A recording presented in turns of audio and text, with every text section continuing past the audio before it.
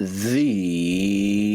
WNBA Gambling Podcast on the Sports Gambling Podcast Network is brought to you by Underdog. Get up to $1,000 deposit match when you sign up at UnderdogFantasy.com. Promo code NBA SGPN.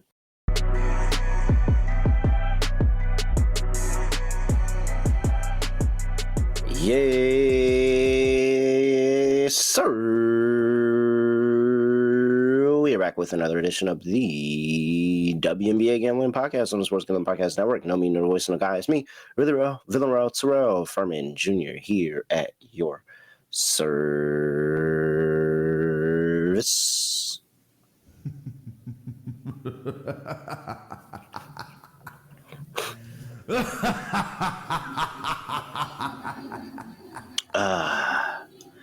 Scott, first things first. Shout out OKC, 3-2 series lead. Let's see what happens when they get back to Indiana. But the double lock, man, I knew it. I knew it when it happened. I knew the double lock was a terrible twist of fate. But I have to always say, the Valkyrie have 5 wins in their first 10 games of the season.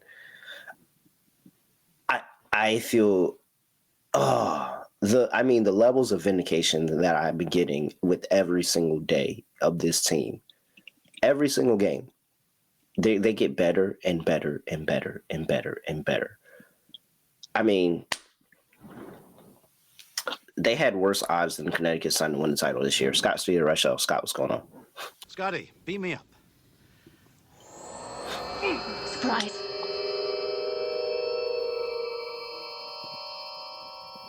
Yeah, the Valkyries look good. Ended up losing my lock on that, but I did win the dog. I had the Fever money line, which got there. So that was a nice price. That was around only plus 170, plus 172.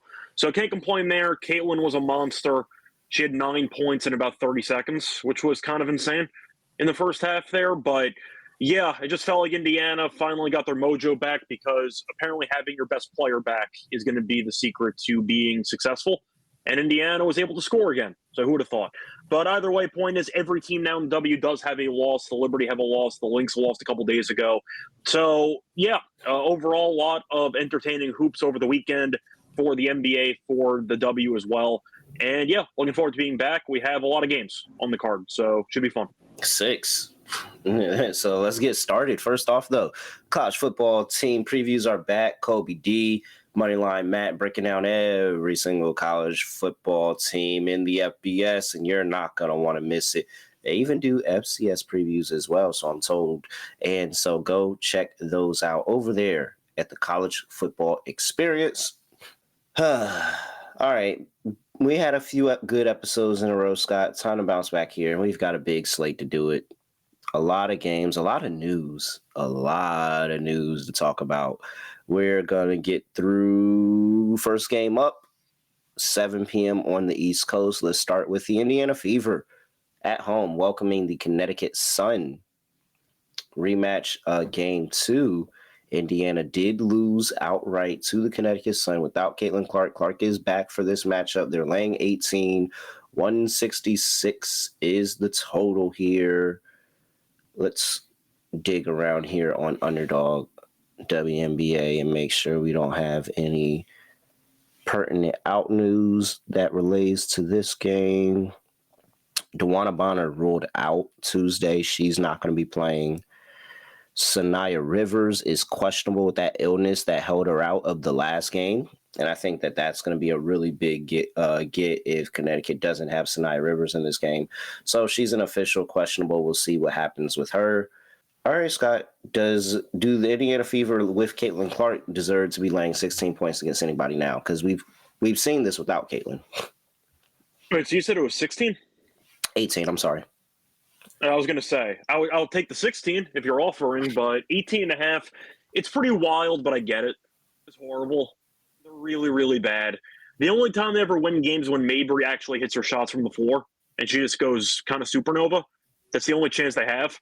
Uh-huh. They're really bad. Angel Reese had a triple-double against them over the weekend. Shout out to her, but they got blown out in the second half of that game. And we think Chicago stinks. They got buried in the second half of that game. So, yeah, Indiana might be pissed off they lost to this team in the first place. no matter who is out. Caitlin's back now. They can probably score whatever they want. I think Indiana wins this game by 25. So I'll go with Indiana, but I'm not going to bet that. I'd rather bet the over in this game, maybe Indiana team total over. If they're going to cover, probably scoring about 100. You're going in and out. High 90s. Yeah, your sound's going in and out. Has anybody told you that you've been on the show with? I feel like it happened the other night when we were on with Sean and Ryan, but like it's really bad now. Like it's in and out, in and out, in and out. I don't know if anybody else hears that. Is it just me? I don't know. Let me check something. Oh, yeah. So Timeout Sports is saying it as well. Okay, are we good now?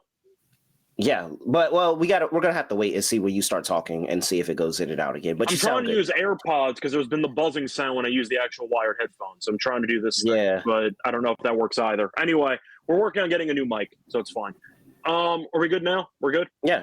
You haven't gone out. Keep going. That's fine. So I'll go with the Fever minus the points. I'm not going to bet this. I'd rather take the over. I think Indiana might score 100 in this game. They might just be pissed off and try to bury a team they lost to that they probably shouldn't have a couple weeks ago. Give me Indiana minus the points, but there are better games to bet on. But I'd keep an eye out for Caitlin triple-double, which I think is on the cards for this game. So give me Caitlin to have a monster game. Give me Indiana, but I like the over as well. I want to go on record that I am not completely in on Steph White as a coach. Okay. Neither am I. And I do think that if you slow down Caitlin Clark, then there's effectively no offense here. And that's not good. Your offense should not be predicated on one player that much. But if she doesn't have a good game, I think that they're going to look very, very ordinary any night that she doesn't have a good game. Mm-hmm. With that being said, I don't know what Connecticut has for her. So I guess I will say Indiana lay the points as well. But the much better play has to be whatever number you can get on Indiana team total. I don't trust the Sun to get stops. I just don't know. I don't know what we're going to expect of Indiana defensively here, if they're going to let them hang around in this game again. And because, I mean, Caitlin didn't stop them from letting them score 80-something points. Like, it wasn't like Caitlin being in the game was going to stop them. They were scoring 80 regardless. So, let me see here. What's the updated total here for Indiana? There we go. All right. We got an Indiana team total sitting here at 92.5. Yeah, they can give up 93 points. They're trying to go make a run here in the Commissioner's Cup. They could score some 90-something points. So, yeah, I'll take the team total over for Indiana, but I'm not playing the spread because I don't know. I'm really questioning how they gave up 80 points to the Connecticut Sun in the first place. It was rough, but I do think that the Fever, I prefer the team total as well. Maybe the first half over, if you want to avoid potential garbage time, where they end up sitting everybody. I can see Indiana scoring 50 in the first half. That wouldn't shock me either. So maybe a Fever team total over in the first half. But I really hate sweating out full game team totals or total when the entire bench squad comes in for the final 6 minutes and nobody can shoot. And the game just dies. So give me the first half instead. I got to find a number on the first half team total. I don't have that yet, but that's a good point, Scott. I do like that play as well. All right. Anything else here? Side total? Want to get the player props? Do you have anything you want to share? Because I said Caitlin triple-double, I think, is on the cards for this game. Yeah. I think any game where anybody doesn't have a definitive plan on how to guard her, she could just stumble into the 10 rebounds that she needs. And you have Mabry on the other side. They're shooting some threes. I could see some long rebounds that fall to her. Yeah, I think triple-double is definitely in the cards. And shout out to, it's at plus 850, by the way. And we'll get to her, but shout out to Angel Reese. She had a triple-double last game. Yeah, I could see some showmanship. All right, let me go get one. So yeah, I can see that too. All right, what else we got here? Tina Charles versus Aaliyah Boston again. I know I just gave out Aaliyah overs last game. I understand I did that. But guys, you have to understand, Tina Charles and Aaliyah Boston really have some type of rivalry going on. Every time they match up, every single time they match up is fireworks. And both of them are going at each other. Both of them are scoring. Let me pull it up here because I have the Leah Boston numbers. You got to go back and look at what she did against Atlanta last year when she was going up against Tina. But it was like 20-point game here, 20-point game there, bucket after bucket. So Aaliyah Boston and Tina Charles are definitely making my card and taking their points overs here. What you got, Scott? Well, I was going to say, I'm fine with Boston. I don't mind the rebounds, maybe, assuming that Caitlin isn't trying to go for that triple-double, which I think she will be. Trying to think if there's anything else I'm really tempted by. Do I trust Indiana's defense to do anything? No, not really. I don't really have much else, honestly. I think I'm just going to stick with the normal approach, which is just pick Caitlin to have a monster game as Indiana coasts. And if you want to ignore the triple-double, the 9.5 assists I'm tempted by, which is definitely affordable, like minus 114. She had 9 against the Liberty. I think that's reasonable. So I don't mind that too. But yeah, 4 other props. I know Mitchell historically has not been great against Connecticut, but then again, Connecticut's been significantly worse this year than they were in the previous basically 5 years. So that doesn't really mean anything. Yeah, I don't really have much else. Tina Charles, though, her points at 17.5 does feel kind of high. I mean, she's been decent against this team. She had 18. I know she did. 18 the last game, 17 before that against Indiana, 28 before that, Indiana 24 before that, and then there was to be fair, she has been really bad on the road though. So far this season, she's gone under this number in 4 of the first 5 road games this season. So she has been a solid home performer as opposed to road performer. But thinking of players potentially fade, picking a blowout, maybe foul trouble, I think Tina might be one of the first to sit, just based on her age. So if they're up by 30, she might get pulled early in the game. So I don't mind that, potentially. No. We'll have to see. I feel like it's something really there. Like, I'm just seeing too many times where I'm running into this game, 30 points to Leah Boston here, 27 points to Leah Boston here against Charles. Like, Charles and Leah Boston be going at each other, man. Mm-hmm. They even talk about it on the broadcast. All right. Let's see. What do we before we get to the next game on the slate, gotta talk to you about Circa's Ultimate Fantasy Football giveaway. They are giving away the Ultimate Fantasy Football experience for a 12-team league over there for you to draft in Vegas and be treated like VIPs for your stay. You'll get a limo ride from the airport, a $5,000 tab for stadium swim, and a hotel stay for you and your 11 league mates. And you can always get 15% off all the Circa properties with promo code SGP15. Enter the Ultimate Fantasy Football contest for free at sportsgamblingpodcast.com/Circa. That's sportsgamblingpodcast.com/CIRCA. We're also brought to you by MyBookie.ag, your place to bet every single sport, including the NBA Finals and the Stanley Cup. MyBookie accepts a ton of customers from a whole bunch of different locations, so easy deposit with lightning fast payouts using cryptocurrency, and you can get all the bets that we talk about over there at MyBookie.ag. Promo code SGPN for a 100% deposit match up to $1,000. Terms and conditions apply. That's MyBookie.ag. Promo code SGPN. Let's see this next game up. Still 7 p.m. on the East Coast here. We've got the Atlanta Dream on the road going to play the New York Liberty. Liberty are laying 8.5. 163.5 is the total. Scott, big injury news for the New York Liberty. They can expect to see Jacquel Jones return to the starting lineup for this game. Very good stuff. They did miss her. She was out that last game against Indiana. Leona Fimic is still overseas with Eurobasket, so she is not in this game. But Jacquel Jones is back, and she's not expected to have a minutes restriction. So we're getting a full-strength Jacquel Jones here playing yet again for the New York Liberty. The Atlanta Dream. A little bit of a revenge game here, Scott. New York knocked them out of the playoffs in the first round last year. We've got Atlanta looking like they are competent as well. What are we doing here? Laying our Liberty Bibberty. I do want to ask you, how much stock do you put into that game against the Fever? Because that's why I took the Fever to win. Because I just thought Jonquel wasn't going to play, and she killed them in the first meeting. They were missing. I thought it'd be a good matchup. I don't take anything of it in the grand scheme of things because Jonquel and Leone Phoebus make that a completely different game. Just defensively, how they're able to switch 1 through 5, all the different looks that they could throw at Caitlin. I don't think Caitlin has that explosive 30-point game, with Jonquel Jones and Leone Phoebus still playing on the team. Like, I think Phoebus and Cloud do a really, really good job on her. So they would have made it, a lot more difficult for her. I will say that. And so that's how I feel. Her being back is big. I mean, come on, Finals MVP. Like, you get the Finals MVP back, you're feeling good. Yeah, now they did kill the Mystics by 33. The Mystics, if we're being honest here, have really been awful since the pretty hot start that they had. But the Dream the last couple of games, they beat Indiana handily.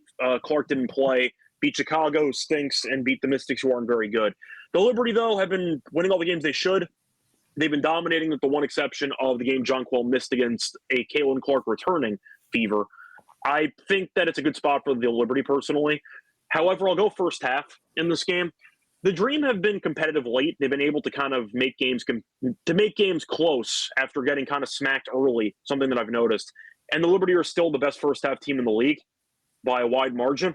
With Jonquel back, I think that's going to be a nice boost for them early on. Maybe Atlanta backdoors this. This could be close late, but I do think New York jumps them early. Give me the Liberty first half, minus the points. I mean, I guess by numbers, they are the best first half team in the league. But ATS, I know that there's a different team, but based on numbers. No. ATS, they are actually better. They are slightly better ATS. So yes, Scott, your note is true that they are the best first half team in the league. But there's another. We're talking about Liberty. We'll save that. We'll save it. Talking about the Liberty. My bad. All right. I have a feeling Atlanta's in this game. I think that Atlanta is not nervous to go at them. I think that the number of options that Atlanta also has does give me cause for concern. I do think the Liberty still win, but I wouldn't be surprised if they're in this game and they make us sweat it a little bit close towards the end here. And it's also because the Liberty still haven't figured out the rebounding problem. And they're losing pretty significant numbers on the glass. Like that Chicago game, I think they were out rebounded double digits, and it's just because they were so much better than Chicago. But like, you can't walk into, games and get out rebounded by double digits and think that you're going to constantly win every single night. So like, I agree. I like the first half play of them coming to bounce back here. I don't know if I like it for the full game though. I'm nervous about the full game. So give me Atlanta plus 8.5. I do like, what's the official number on the first half for the Liberty here? Because I do really like that play. I think they get out very, very early after that loss. 4.5. I like it. Yeah. Liberty 4.5, and then get a little bit too comfortable, and then you can also add if they start running the bench out there a little bit more. Like I think Atlanta's going to really have something to say here closer to the end and trying to make this a game. So I like Atlanta plus the points, but I do like that Liberty first half play. Yeah, I want to give a props though to Atlanta for being better than I thought they'd be. Mm-hmm. I questioned how the Griner acquisition would work out and how the team would actually be looking. 8-3. This team's good. Alicia Gray has been very good as well. The new coach looks like he's got the team in order. So props to them in general. Alicia Gray, there's Fee. Caitlin has missed time, but we'll throw her in that conversation. Alicia Gray. Those are your MVP candidates right now. She's like at 23 points per game. Like she's going crazy. Yeah, well, if we're being fully honest here, Asia has no chance in hell. So she's tossed out already. The Liberty, I think, have too much talent, where I don't see one of their players being singled out.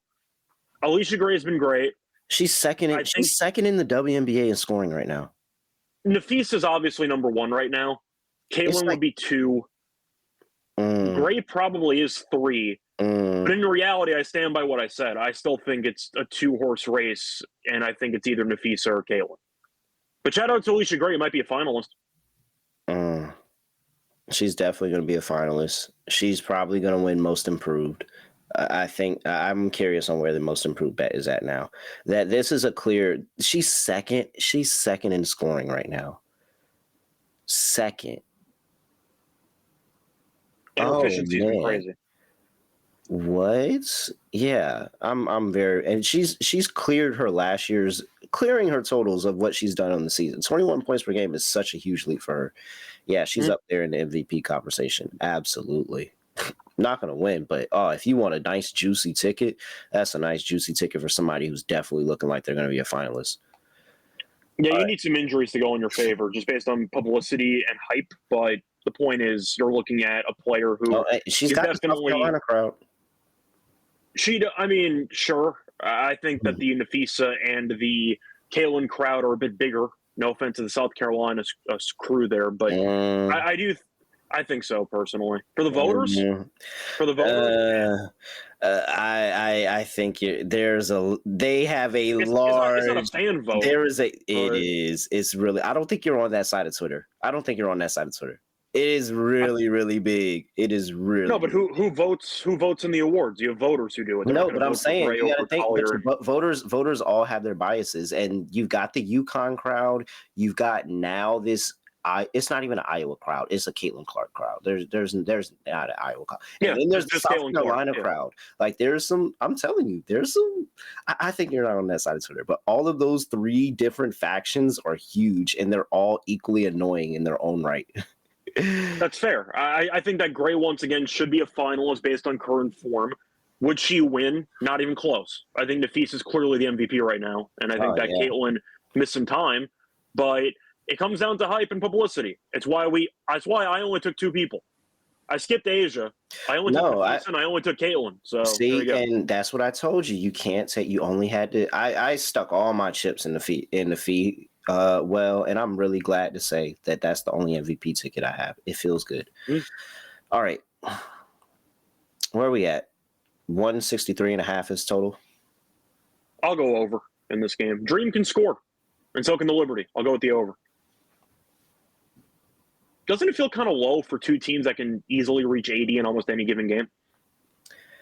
I mean, yeah, but they also both are kind of really solid defensively too. Yeah. I'm not really married to the total. I could be swayed either way, because if you told me they got up and this was some kind of defensive game and the Liberty, didn't allow Atlanta to score, I believe it. Like Jockwell coming back, it makes it a little tougher. I believe it. I'm not all the way there on the total yet. All right. Yeah, I'm just looking at the Dreams' numbers against good teams defensively, because no offense to the Sky and Mystics, but I'm kind of passing those over. The Fever game I'm not counting because Caitlin didn't play. They gave up 87 to the Storm. I mean, the Sparks aren't good, but they gave up 82 in that one, but I'll skip that one. 81 to the Fever, 90 to the Fever. So against good offenses, they have really not been that great defensively. I wonder how much of their defensive surge is based on a relatively weak schedule over the last week. That's kind of my counterpoint. Let's see here. Atlanta Dream have held teams 4-7 to their team total. Liberty 4-6. So the good teams are probably the 4. Okay, we've got, and they both kind of slightly 6-5 to their team total. 6-4 for the Liberty. Yeah, it's that Liberty first half. That's where everything is just kind of bleeding. The Dream 4-6-1 ATS in the first half. Liberty are 8-2. That's where it feels like it is for me, Scott. The first half is probably the better play that I feel the best at here. 0-5 are Liberty's opponents at home this season in their first half total. That's interesting. That makes sense because they keep dominating the first half. So great defense and good offense. What you got? So are we just going with star power here? Because I feel like John Quell should dominate on the boards, assuming she has a full amount of minutes. Because with the rebounding situation for the Dream, they've been getting by. We know that they have a couple of players who've been contributing in that area, but I do think John Quell should have a solid matchup on the interior. So I don't mind John Quell rebounds, but I am going to ask you, since John Quell is back, her rebounds, by the way, are 10.5. So maybe if you want to go for PR instead, Are we going back to Stewie unders on her rebounds? Like, it was fun while it lasted, but now that we have Jonquel back in the lineup, her rebounds are at 6.5. Isn't that kind of high? No, I wouldn't be how she's surprised. done? I mean, how long Stewie is, I wouldn't be surprised she fell into 7 rebounds. I don't know why. She was just horrible rebounding in the beginning of the year, and I don't really know what this entire team's problem with rebounding is, honestly. Yeah. I think I could find something else that I'd feel better playing than Stewie under 6.5 rebounds. Just throwing it out there, because the Dream right now are allowing the fewest rebounds per game. And in the 3 games that Brianna played in where Jonquel did not leave early because of injury, she had 7 rebounds combined in those 3 games. I just think that it's not the best matchup for Stewie rebounds if you're picking Jonquel to come back and play 30-plus. So I don't mind fading a pretty high number on Stewie, which was 4.5 back in the day when Jonquel got hurt, and we ended up cashing on that. And now it's 6.5. It just feels like a jump to me. Yeah, but if we were sitting here on any other year of Stewie's career and he's talking about 6.5 rebounds, you're like, what are we doing here? We're taking the over easily. Like, I get she's not in good form, but I don't know. I have to see it. I have to see it more. Because it just doesn't make sense to me. Like, why would she not? We're going up against Brittany Griner here. We're choosing a game with Brittany Griner on the other side to take an under on somebody's rebounds. Not there. No, I understand your point. I just but want to how I will play it is I will fade them and I'll take Ryan Howard rebounds. And I'll take some players on, give me a Bree Jones. I will take some players, maybe a RA for Ryan. That actually sounds kind of interesting. Let me look into that. But something like that. Who had the good game last game between Alicia Gray and Ryan Howard? It was Alicia because she had 30. So I guess this is the Ryan game now, where Ryan has now the big game that is supersedes. Yeah, Ryan had 14 in that last game, 36 the game before that. You look at Alicia Gray, and she had 32 her last game and 15 the game before that. They're just going to alternate here. And I figured it out. Game before that, Alicia had 23. And I think Ryan had like 3 that game because I think that was the game that I bet her. Yes, she had 3. We're alternating good games here, Scott. And it sounds like it's Ryan's turn. You have anything else you want to add for this? No. No. Nothing else is popping up here. All right. What's next? Who wants to be next? 8 p.m. East Coast. We got 3 8 p.m. games here on the East Coast. We could have moved one of these to 9. I think one of these would have been okay for a 9 o'clock start. Chicago Sky at home welcoming the Washington Mystics. Mystics are laying 4 on the road here. 156.5 is the total.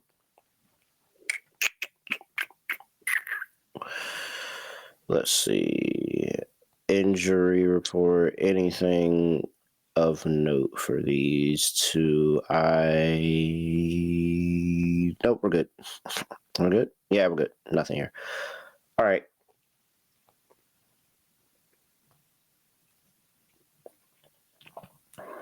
Am I wrong for wondering why the Mystics are favored by 4 on the road in this game? I know that the Sky aren't good, but neither are the Mystics. You can argue that there's still a tier gap, but the Mystics have been a mess for the last couple weeks. The Sky aren't good. They beat the Sun. Angel had a triple-double. Congratulations to her. 3.5 on the road. I just think the spread is insane. I'll take the Sky. You can argue this is a toilet bowl game. I mean, these teams aren't any good. I'll take the points. I think you are being very, very, very cruel here, Scott. The last few games for the Mystics have looked like the Atlanta Dream, who are 8-3, the Connecticut Sun, who they beat by 1,000,000. They destroyed. Yeah. And then the New York Liberty, who are the top of and just took their first loss. It was the Indiana Fever without Caitlin Clark, but they won the game before that they played against them. So they're 1-1 against the Indiana Clark. I mean, the Caitlin Clarkless Indiana Fever. And they played the Liberty again. And then the last game before that was the Phoenix Mercury, who are also a good team that they lost to. And they actually kept that game really close. And then they played the Las Vegas Aces, where they lost to them by blowing that lead. And Joe hit that game-winning shot. I get it. I'm just saying they played the top of the league for the better part of the last 2 weeks. They played the top of the league. I could understand what you're saying. I really, really could. But no. I think there's still a sizable gap between these two teams. Chicago looks anemic. Like, at least in these games that the Mystics are playing, their incompetence I can say something for. Chicago just doesn't look like they know what's going on with basketball most majority of the time. So I feel like maybe, yes, you're right about the actual strength of schedule, but I just don't feel great laying 3.5 team that has lost 7 of their last 9. I understand your point. It has been a tough schedule. I get all that, but I don't know. I just feel like the Mystics are a team that I don't feel great about laying with right now. There's no chance I bet this game from a side perspective, by the way. I'm just not interested in backing either of these teams right now. But I do think that it's going to be a close game no matter what. I don't see one team routing the other. I'll take the points. Chicago's not a good team. I get it. They're actually quite bad. But the argument is at home, they've been okay. I mean, they haven't been terrible. They beat the Wings at home. That counts for something. But I get it. I understand your point. I just think 3.5 or 4.5, it feels a bit rich for me. So I'll go with the Sky, but I'm kind of viewing this as a toilet bowl for me. The key matchup versus Angel should be a lot of fun. So I'll be paying attention to that. But for the game itself, I'm not really interested either way, but I'll go with the dog at home. Yeah, no, I'm on the Mystics. I have them a tier above the Chicago Sky, and it's not close. Like, just watching the games, they're a better team. I'm not going to penalize them for the rough schedule that they've had, playing the Indiana Fever twice and playing the New York Liberty and then the Atlanta Dream. Chicago is legitimately look horrible whenever they touch the court. I'm good. Yeah, they're not good. Like, I agree with you on that, but the home team getting 3.5 against a team that I don't think is that great in the Mystics, sure. I mean, the Mystics, yes, I know Sykes has been good. Kiki's been solid in a rookie season, but I don't see that much of a gap, in my opinion. You can argue there is some gap, but I don't see it being extreme. I don't know, 3.5, I even see 4.5. Feels a bit rich for me.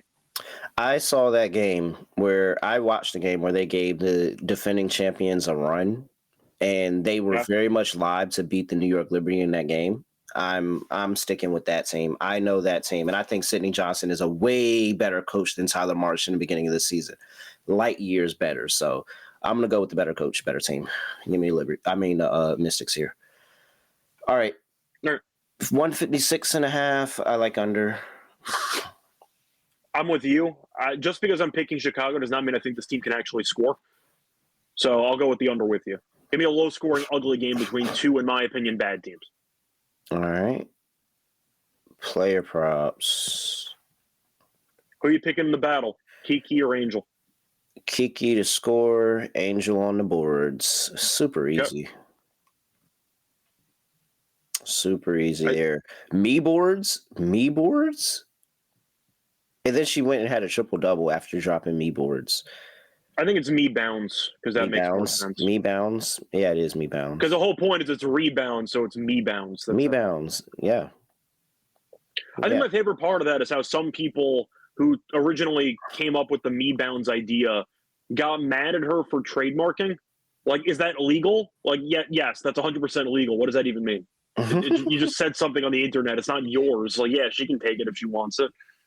Yeah, so, and she's doing it. She's doing it, by the way. 11.5. It's smart marketing by her. 11.5 is the number. She's been over this in 5 of her 9 games this season. And one of those games she had 11. Hasn't had less than 9 in any single game. And they also dropped the stat of these aren't even her own rebounds. Like, if you could take away all of the rebounds that she got on her own misses, and she'd still be leading the W in rebounding. And she's obviously a very good rebounder. I just feel like there are a lot of, I'd say, people that are against her either based on personality or their team Caitlin, and there's a rivalry there. I once again, I don't think she's as bad as people say that she is. I think there's drastic room for improvement offensively, but she's a great rebounder, and there's no way you can counter that. There's one possession in that Connecticut Sun game where there was 4 orange jerseys around her, and she got the rebound and the putback and the foul. It was pretty crazy. Like that motor. And that's why I can't wait to see what Anissa Morrow does. And I can't wait till they start giving her minutes in Connecticut Sun because she's got the same motor. And that would be interesting. All right. So Reese for 11.5 rebounds. That's at plus money for some reason, by the way. That does open up a conversation, though, because people were asking about it. The rebounds were not fluky from the last game. Having said that, the assists could be a question on if this is a new Angel Reese who is going to be getting assists because their point guard got injured and she's embraced the role of being more of a facilitator with Vandersloot being out, or it's a blip against the worst team in the league in Connecticut and her assists are at 3.5 and she take the under. I am not going to immediately take the under here. I think she's actually embraced being a bit more of a playmaker with Vandersloot being out. And even the last couple of games, she hasn't gone over this number, but she has had 3 assists in back-to-back games against the Liberty and the Dream, despite their team scoring less than 71 points in both games. So I actually don't mind her assists in this game over. And she's wanted, like, she's played that role in college of initiating the offense. Like, that's always been a role that she kind of like she's embraced, but it's just hasn't. They have not allowed her to do that, and it's probably been we have a point guard, we have a system. This is how we want it to do. We want it to go, and that's why I said Courtney Vandersloot. As much as we love her, this might be a blessing in disguise to force them to actually do something different because it just wasn't working with Courtney at the helm. And so I don't know, Scott. Watching that game, she made it look really, really easy with the drives and the kicks to the shooters, like really, really easy. So I think the playmaking is there. I think the 3.5 rebounds, assists, 3.5 assists is short. I feel like we're in a situation where you could either sell high, but it's not even high because it's at 3.5, or you keep buying and you're bullish on the assist market until the market adjusts. Based on the amount of touches she gets and the increased amount of usage she has because of the fact they have no point guard now, it did seem intentional that she was facilitating a lot in the offense. And I do think 3.5 is too low. So even if you don't like her, that's fine. But for the sake of prop betting, I think it should be like 4.5. I think 3.5 is too low. Minus 110? I'll take the over on that. I'll say it. When I was watching the game, I was like, this performance feels very AT-like. She looks good. No, I was like that. I was like, if you keep playing, like, don't change anything. Have her play like that. Looked very AT-like. I will admit that. And if she turns into an AT type of player, I'm cool. Yeah.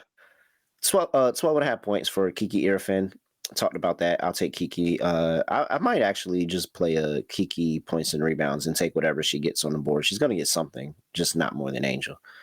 So a Kiki points and rebounds actually sounds pretty interesting. She's been over 20.5 points and rebounds in 7 of her last 10 games here for Kiki. So yeah, might have to play it like that, 20.5 points and rebounds.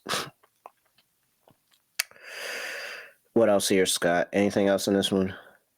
Are you picking the Atkins revenge game? Oh, I have to ask.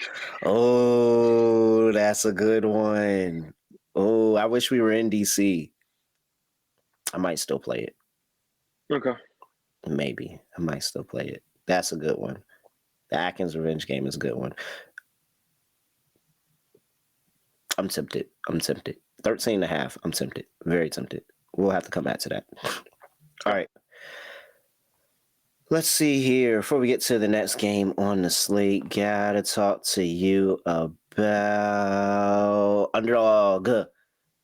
Still going on with the NBA Finals, and we get an extra game, Game 6. Oh, you're going to love the 90% bonus that they're going to give you in Game 6 here. It's going to be great. I have to run over there and just play TJ McConnell yet again after another good game. Got to continue to keep rolling the TJ McConnell train here with the points and assists there. Higher over there, Underdog Fantasy. Make sure you use that promo code NBA SGPN. Claim your special pick first time deposit offer to $1,000 in bonus credits. UnderdogFantasy.com. Promo code NBA SGPN. And of course, our Underdog lineup drops at the end of the show. Stick around for that. You've got power trends over there by Rhythm. AI detected patterns or Rhythm's models have consistently won and have a high ROI. They're updated daily and exclusive to Rhythm. So no touts, no noise, just clean data-backed bets. Download the Rhythm app and check out power trends and start betting smarter. Get your 7-day free trial over there at sportsgamblingpodcast.com/rhythm. That's sportsgamblingpodcast.com/rhythm. Let's see here. Next up, still 8 p.m. Oh, this game looked so much better 2 weeks ago before the season started. Las Vegas Aces are on the road going to play the Minnesota Lynx. Lynx are laying 12.5. 161.5 is the total. What is this? 4 points. Open up. Minnesota laying 8.5. Now it's up to 12.5. 161.5 is total. Asia's not playing. Still out with that concussion. No Jessica Shepard. Still over there. Eurobasket. 12.5. How ugly can it really get? That's the question. I do want to ask you, though, because the Aces ended up losing to the Mercury. They're trying their best out there. This team stinks. They can't play defense. Asia does everything for this team anyway. Stokes played a bunch of minutes because they need the rebounding. She has no offensive talent at all, but she had 14 rebounds. So I might blindly back Stokes' rebounds in these games because she has to play minutes. But, I mean, what do you think? Because so far, the Jewel fit has not been great. Chelsea has not been as big of a facilitator as I was hoping she'd be this season. I thought she'd be walking into 7-8 assists a game, and it just hasn't been there for her. Yeah, the whole offense just looks horrible. The offense looks bad. The defense looks bad. I don't really know what there is to like about this team right now. And Asia is the best player in the league. So I don't really know what you're supposed to do here. Right? No, that's but my point. Again, I mean, we've seen Minnesota be a leg up above everybody in the league and still not cover the damn game. Yep. Oh my gosh. I mean, shout out to the Lynx for being able to go on this little run that they've been on in the last 3 to last 4 of covering. But I still remember in the early part of the season where we were struggling, begging them to cover a game. This 3 of the last 4 that they covered put them at 5-6 ATS on the season with a 10-1 straight up record. Yeah. Let's see here. 3-3 ATS as double-digit favorites. You're really 50-50 here. So how I play it is just give me the Lynx to score points. At this point, I don't think they're going to get any stops. Now, if the Lynx are very complacent and allow the Aces to just be score and keep themselves in the game, maybe the Aces realize the desperation that they're in and this is like some type of rally spot. Okay, whatever. I'm not betting the Lynx laying anything right now, just so I get a little bit more comfortable with them against the spread. Okay. But we think this team probably walks into 90. Yeah, right? Yeah. I would be impressed if the Aces were able to keep them under any. Yeah, if the Aces kept them under 90, I'd be impressed. Okay. So I'm going to take, let's see, let me get a total here. A Lynx, there we go. All right, we got a total of 87.5. 87.5? They can get to 90 easily. You said 90 off the rip. You didn't. Yep. I didn't even tell you 87. You said, can they get to 90? Yeah. All right. I was just thinking of key numbers. All right, 90 is reasonable. I mean, they torched the Storm defense. That defense is pretty good. Yeah. They lost the game, but they still had a great first couple quarters of that game. But the Aces defensively are a mess. So, yeah, it feels pretty simple for me. Yep. All right. By the way, Aces in blowout losses, 97 to the Sparks, 95 to the Valkyrie. I'm expecting something of the sorts here. I like the Lynx to go over 87.5 on the team total. Mm-hmm. Make me call it. Give me Lynx laying 12.5. Go. Anything else here? Not really. Collier probably has a great game, but they might pull her early if they're up by a ton. So that's the problem you run into. So what's our leading scorer? What's our leading scorer? Are we doing this thing again? Okay, let me check. All right, let me see what I can get here. Do they are they daring you with even money? Are they testing you with even money for the top point scorer? I have to imagine no, because you have no Asia. If Asia was in this game, maybe I don't even see it listed for this matchup. But I want to see if Stokes' rebounds are listed for this matchup. I don't see it. I like the over on rebounds when they're posted. Give me the classic 0 points, 12 rebound game for Stokes, and we'll just go from there. Moses So Brown? I don't mind the over on the rebounds. Moses Pretty Brown? much. I mean, Shout out to my he has guy. a double-double occasionally. Yeah, I know. I know. That's mine. That's my guy. I rock with Moses Brown. If you told me that Stokes never scored 10 points in a game in her career, I would honestly not be surprised. I'm just saying, like, her career high might be like 6. We're talking like Reggie Evans numbers back in the day. Like, it's her rebounds are just impressive, but her points are non-existent every single year. So I like the Stokes rebounds in the game. Give me Courtney Williams over 10.5 points. I'm actually going to look it up if Stokes has ever scored double-digit points in a game in her career. So far, the high is 7, which she reached twice in the last 2 years. Oh, my gosh. She got 11. She got 11 against the Mercury 2 years ago. So she did it. Are you serious? That was the last 11 time? 2 years ago against the Oh Mercury. my God. I really didn't want to. I was trying to talk about Courtney Williams. I was trying not to egg Scott on and talk about Courtney Williams. And here he goes. 2 years ago, she's got double-digit points. The most amount of points she's had within the last year and a half has been 7. So just keep that in mind. She's not going to score, but she will rebound the ball. Williams has been over 10.5 points in her last 4 straight games against the Aces. 13, 22, 15, 13. I think this is another good spot for Courtney Williams here. She and Fee are embracing the top duo conversation. She said it on stream. She's watching the numbers. Like they think they are a very high-powered, very good scoring duo. They've been playing really, really well. I like Courtney Williams to go over 10.5 points here. Yeah, that'd probably be my big player prop in that one, Courtney Williams. I feel like this is a big Courtney Williams game here, going up against the Aces. Okay, wait. Time out saying that Stokes once scored 23 points before, which I don't know when that happened. I have to actually look that up. How long ago was that? Was that past the 2-year mark? You only went back 2 years when you were looking. I imagine that it's past the 2-year mark because it's not any type of recent history here. 2017. What team she play for then? Coincidentally, it was against the Liberty. Let me see where this was. Oh boy. Let me see what team she was on there. So sorry, no, she was with the Liberty. Sorry, it was in a playoff game again with the Liberty in 2017. So okay. Yes, she did, but it was once again. Shout out to the Liberty and Kia Stokes. It was like 8 years ago. Liberty. No, he said no. Scott literally just said, "I'm gonna go back until I see a double-digit game," and he went back 2 years. I wasn't going career high. My point is, with the Aces, I wanted to see how many times she's actually scored double-digit points, and it's been basically a year and a half. So I was not talking about when she had actual usage back in the day with the Liberty, but yeah, she scored 23 points 8 years ago, and that's her career high. But recently, no. Last 2 years, she reached 11 points one time. So Becky's not really drawing up many plays for Stokes. That's kind of my point. Not many plays being drawn up. Oh my gosh. Go to state. I found it on Facebook though. There's a Facebook post about it from the W account from 2017.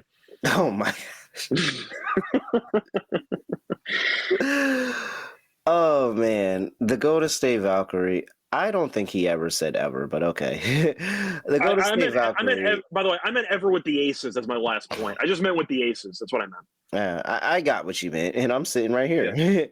The Golden State Valkyrie on the road, going to play the Dallas Wings.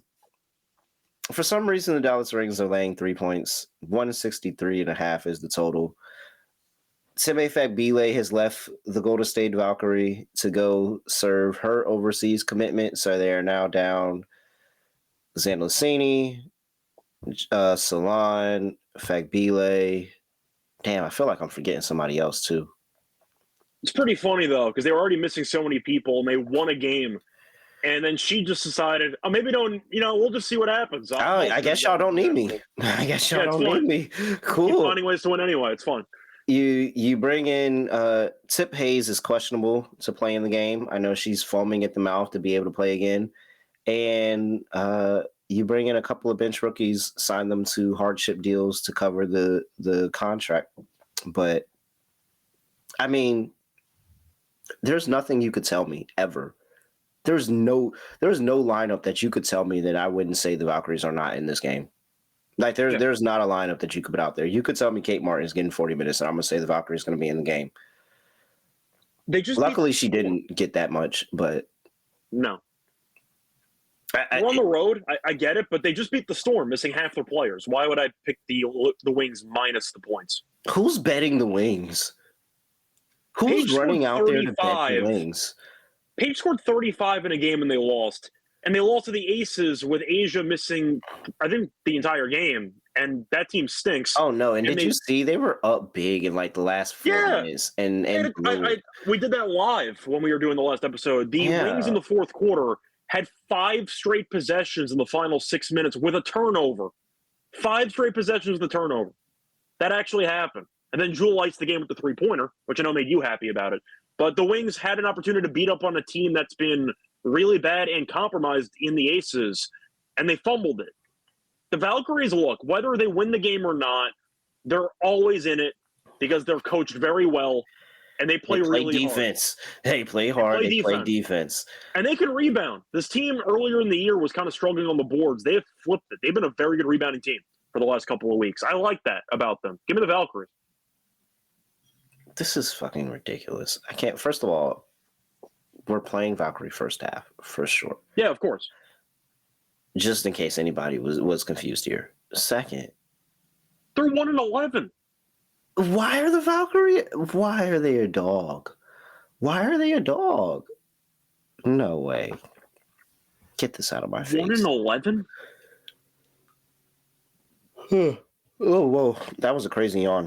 It made me sleepy just sitting there thinking about it. Like, if I was going to take the Wings to do anything in this game, I'd rather just take player props, because if the Wings, Paige probably gives you over on her RA or points, and Enrique's probably decent.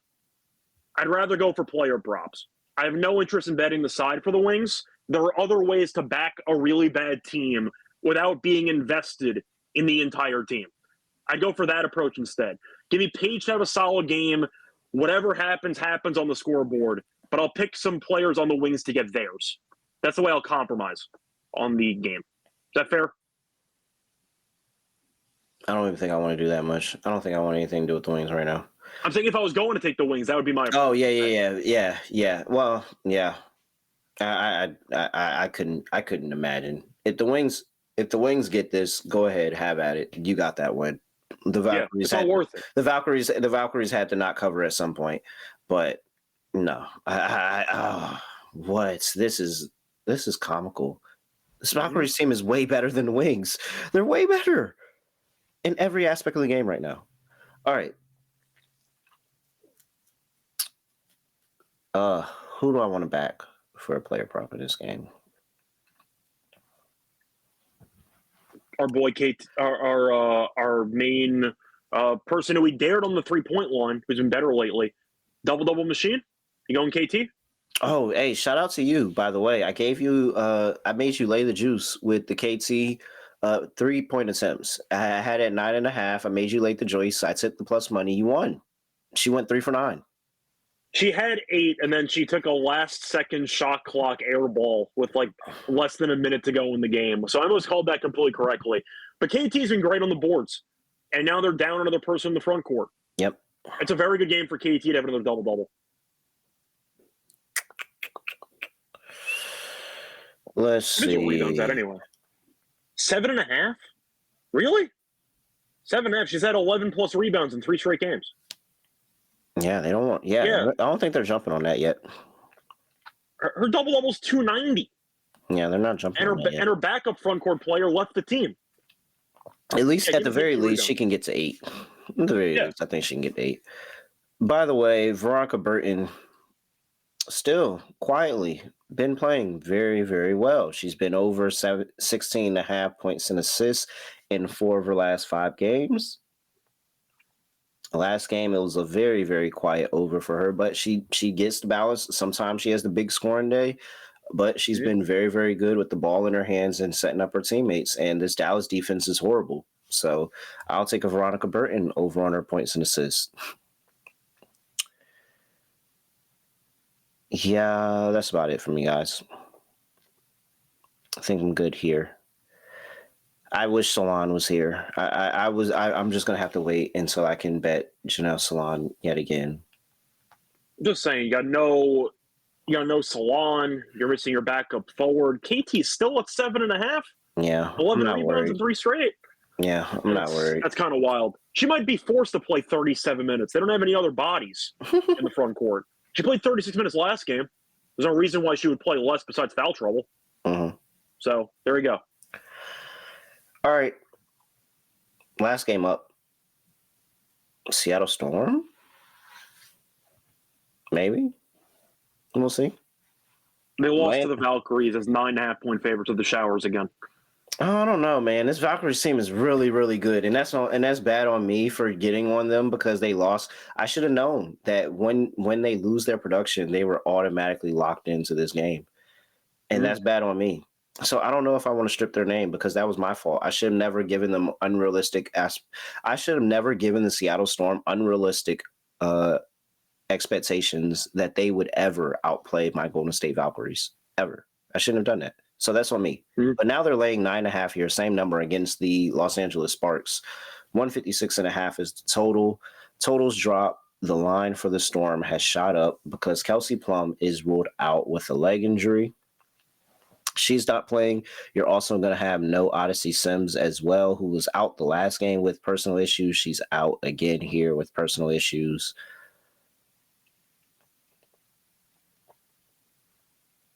So Rakia is about to go crazy, right? Possibly. If we're going based on usage and you have no Plum, I got to imagine the ball's going to be in Rakia's hands a lot. I think they would also probably work on funneling it to the bigs. Probably see a lot of De'Erica trying to set herself up in the post, going to work. But interior defense could be a problem here. You got Ezzy in the front court. Mm-hmm.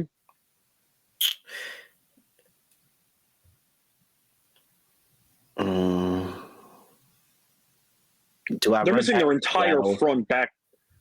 They're missing their entire starting And so does that mean Sarah Ashley Barker is going to get like a lot of minutes here? Because if so, ew. You know who would be really useful in this game? Ari McDonald. 100%. But unfortunately, they told her to take a hike, so she's not on the team anymore.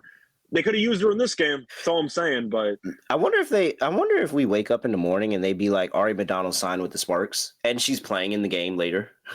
Why would she not? You got Plum that's hurt, and honestly, they could sign Ari to a quick little and get Ari out there, and she could come out here and hoop. I wouldn't be surprised if we woke up in the morning and they're like, Ari McDonald signed with the Sparks. Yeah, I don't know what they're gonna do without who is this? Is this gonna be Emma Cannon and Barker? Who is gonna start here? It's ugly. They don't have many options, and now they got to deal with Diggins. They got to deal with Diggins. They got to deal with Gabby. They got to deal with a bunch of talent on the Storm team, which is starting to annoy me because the Storm just play down the competition half the time. But do you think they get up for this game? It's the NECA revenge game, and people like to hate on the Sparks. So give me the Storm lay 9.5. You see 9.5? Is it 9? It's 9.5, right? Initially, I had 7.5. Maybe the line's moved. Okay, I see 8.5 now. Oh, okay, you see 8.5 out there. I see an 8.5, so that's fine. I'm with you. I mean, I don't need an excuse to fade the Sparks because we think this team stinks. Yep. And you could argue that the Storm will be motivated to get back on track after losing the Valkyries. Then again, the Valkyries' home court is absolutely insane with the atmosphere there. So maybe, LA isn't going to be as intimidating as that Golden State environment. The Storm really should bounce back. You're against a team with no backcourt at all. You have the front court defense that could step up and potentially keep Hamby in check. What else do you have besides hoping Rakia gives you 25? You don't really have anything. So a lot of Rakia. I'm with you on the Storm. A lot of Rakia. We'll see some We'll see some ham. Wow. How are the Sparks going to – Sparks going to have some issues scoring. I think they're going to have some You issues. want to argue maybe Storm first half? The Sparks need 20 minutes to learn their actual backcourt, and they'll just start off very slow. Yeah. And go from there. Yeah. That's an approach. I like it. All right. I just don't. Yeah, I don't trust consistent offense here from Los Angeles. A team total under sounds kind of like the play, but again, the Storm playing down the competition. I feel like I've been getting Storm totals wrong too. I feel like they've just been letting teams score when they probably didn't need to. Like, yeah. Mm-hmm. I like the first half play. I like that, Scott. Good call. All right, player props. What else we like? We've already seen. Shout out to the X chat. Gabby 22.5 PRA. I mean, until she shows me that she's just completely not locked into basketball, I'm gonna continue to bet Gabby Williams PRA. She's so good, such a good player. I wonder if this is one of the more consistent props that has been over the course of the entire season. I have to think it is. She's been over. She does everything. She's been over this prop in 7 of their. Is this 10 games? They played 10 games. Hold on. Yeah. Yeah. This is ridiculous. They played 7 of their last. So 7 of the last 10. But 7 of the last 10. She didn't make it the first game of the season, so that makes it 7-11 on this season. But 7 of the last 10, she's gone over 21.5 PRA. Like, she's just really, and it's like, it's different moves. She might have 21 day. She might have a 10, 8, and 7 day. She might she's really, really balanced and just doing everything for this Sparks team. This is the Gabby Williams that was hooping over there in France.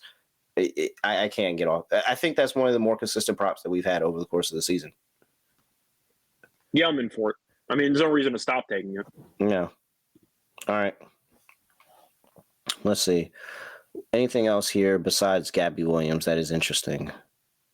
Not really. I think I mentioned everything I was interested in. Even the Hamby matchup, I don't feel great about because I like the Storm's actual paint defense. And we talk about this all the time when it comes to Aaliyah Boston in Indiana. Who's going to get her the ball? Yeah, good point. I have no idea. I think Hamby might be fool's gold. Very, very good point there, Scott. Who is going to get her the ball in the post? Because best believe she's going to be in the post trying to work. And yeah, they're going to have to make a move in the morning. There's no way they're going into the game. There's no way they're going into this game with Barker as the only guard. No way. They got to make a move in the morning. All right. So what's Rakia's official number at? 15.5. That's so low for a team that has no other options, basically. 15.5. Her last 3 games against the Seattle Storm, 16, 22, 22. Mm-hmm. All right. Rakia ladder's on the way. All right. She had 30 against the Aces, just saying. She did have 30. Yeah. I like it. Rakia's 20-piece game sounds about par for the course. 20 from Rakia and nothing from nobody else. Mm-hmm. All right. Let's lock in. Lock, dog, underdog.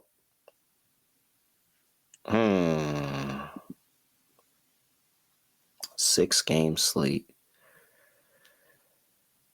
Let's see here. Lock.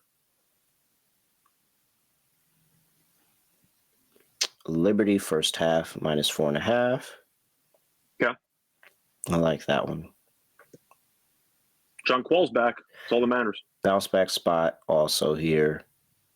Atlanta has been really – they haven't played their best ball in the first half. They really haven't. They've been more of a second-half team all year. And so I like Atlanta to get the ball rolling here in the second half. Dog.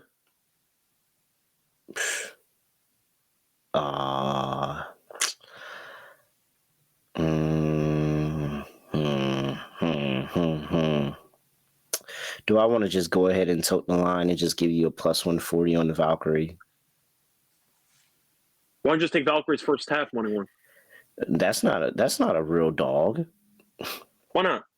That counts. No, it's not. That's like plus 120. Is it? I thought they were getting like. Oh no, you're right because it's 3.5 full game. My bad. I thought it was first half 3.5. My bad. But it doesn't care. I'm supposed to trust this Dallas team, like off the rip. And this the Valkyries? No way. These are my Valkyries. Let me get another win on the win total. And by the way, this is the wins that I had accounted for. I didn't account for the other wins. These are the ones. Give me the Valkyries plus 140 on the money line, dog. All right, so for my lock, I think I'm just going to go with a pretty basic play. I actually did think about taking Angel Reese over her assists, but instead I'm just going to go back to Caitlin. Give me Caitlin over 9.5 assists. I think it's a great price. It's minus 105. At the end of the day, you're looking at a situation where she can easily dominate against this team. The Sun can't stop anybody. They're giving up the fourth most assists per game to opposing point guards. She came back immediately, had 9 against the Liberty for a great defense. I think Caitlin might be triple-double hunting after what Angel did against this team last time out. She doesn't need it, but I think the assist should be there anyway. The Fever might score 100. So give me once again, the catalyst of the offense. Give me the Caitlin Clark over 9.5 assists as my lock at minus 105. For the dog, I'm going back to KT. I got to do it. That price is so wrong on a rebound, especially now that they're missing another player on the front court. The question is, how high do I actually want to go? I could go for the double-double at 290.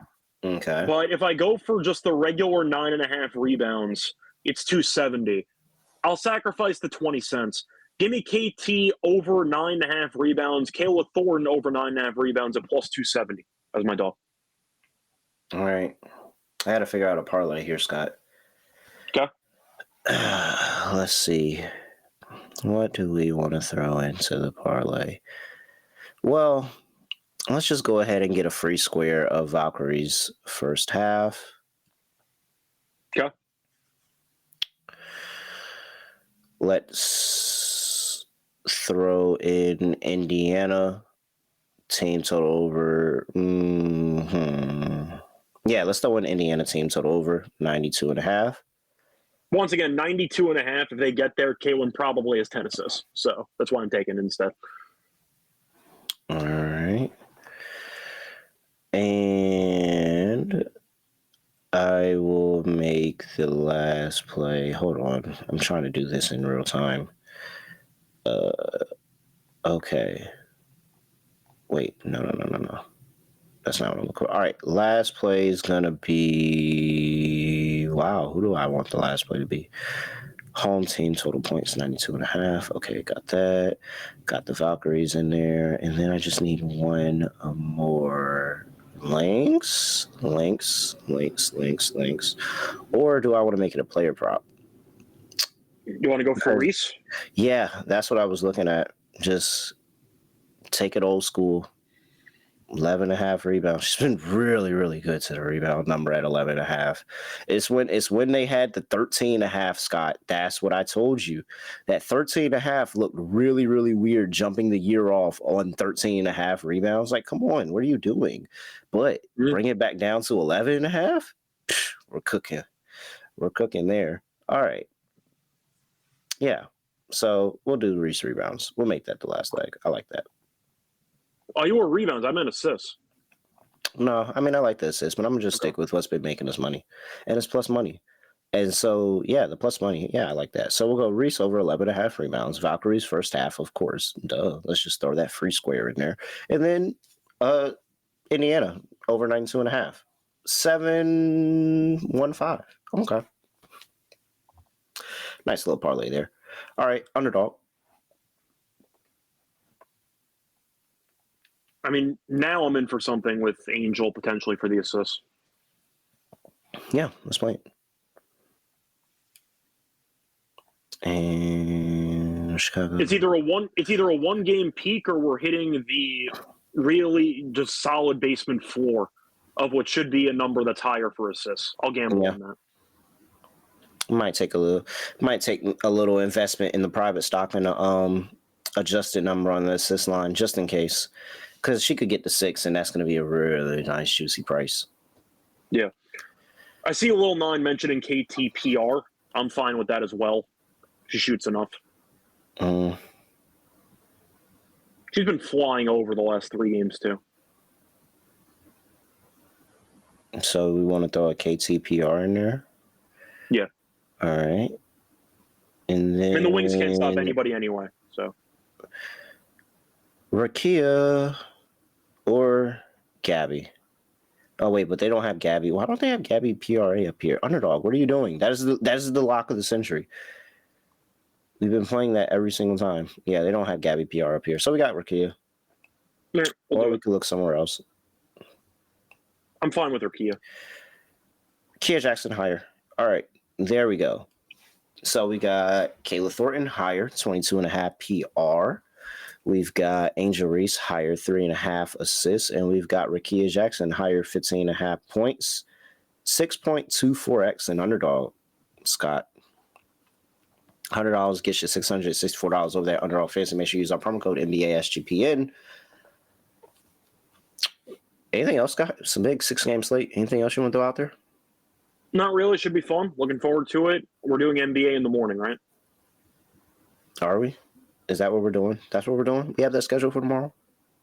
I mean, I posted the schedule. I don't think anyone responded to it, but I don't know if we can reschedule. It's fine. Just asking. Let's see. Let's talk off. Let's talk off the grid. That's fine. There will be an NBA show at some point, and we're back for the W later in the week. It's fine. Let's talk off the grid. All right. With that, he's at Reichel Radio. I'm at really real __. Make sure you give us a follow. All the people on X, head over to YouTube and like the video. Hey, Lil Nine, I seen you. Appreciate you chatting with us. Head over to YouTube, like the video on YouTube real quick. Appreciate the extra love there. Shout out to everybody like the video on YouTube on the way out, and all those that watch YouTube late. With that, we will be back for Tuesday's large slate as well, because we got one game tomorrow where the Sun actually have to play a back-to-back. Yikes. And then we'll be back for We'll be back for a large slate on Thursday. I got my days mixed up. No, 2 days. No, it's only 2 games. The next large slate is on Friday. Whatever. We'll be back for Thursday. With that, nothing else to say, nothing else to do. No other way of ending the podcast. Just going to like this. We are out of here.